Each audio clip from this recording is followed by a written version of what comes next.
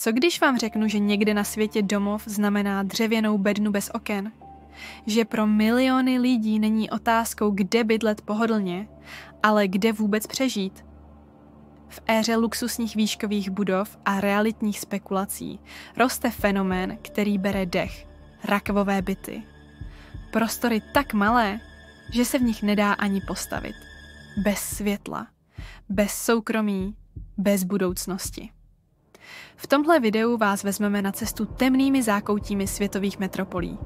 Od betonových rakví v Hongkongu, přes futuristické kapsle v Tokiu, až po zatopené sklepy v Soulu. Zjistíte, že zatímco někdo má ve sprše víc místa než jiný v celém bytě, někteří lidé sní jen o tom, že se vyspí v suchu.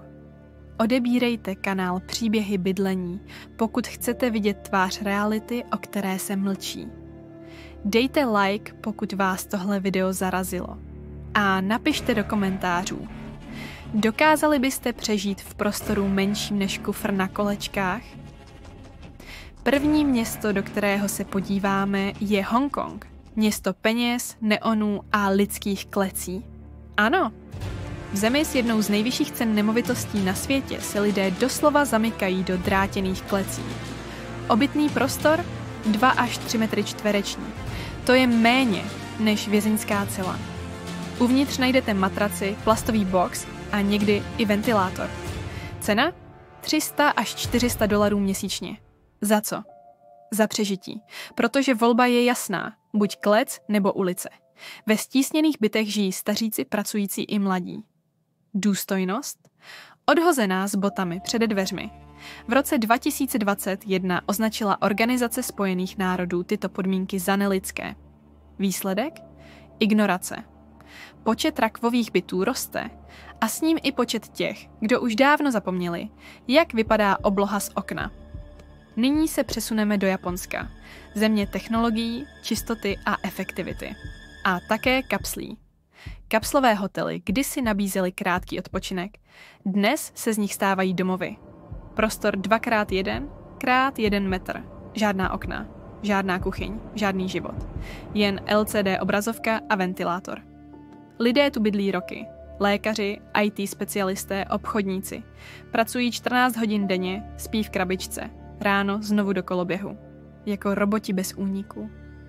Kritici varují, že tyto v uvozovkách byty drtí lidskou psychiku. Izolace, deprese, pocit ztráty identity. Pojďme se přesunout do Soulu. Možná jste podzemní byty viděli ve filmu Parazit. Vlhnoucí sklepy, okna na úrovni asfaltu. To jsou Banjiha. Původně ukryty před válkou. Dnes zoufalá volba pro tisíce lidí. V roce 2020 jich bylo v Soulu přes 360 000. Dnes možná ještě víc. Představte si život bez denního světla, plesnivé zdi, podlahu, která se při dešti mění v rybník. V roce 2022 tu zemřela celá rodina. Nestačila utéct před povodní, ale mladí Korejci nemají na výběr. Ceny nájmů je vyhánějí pod zem. Doslova, výměnou za trochu levnější nájem ztrácejí zdraví, bezpečí a jakoukoliv naději na lepší budoucnost. Poslední zemí, kterou dnes navštívíme, je Indie.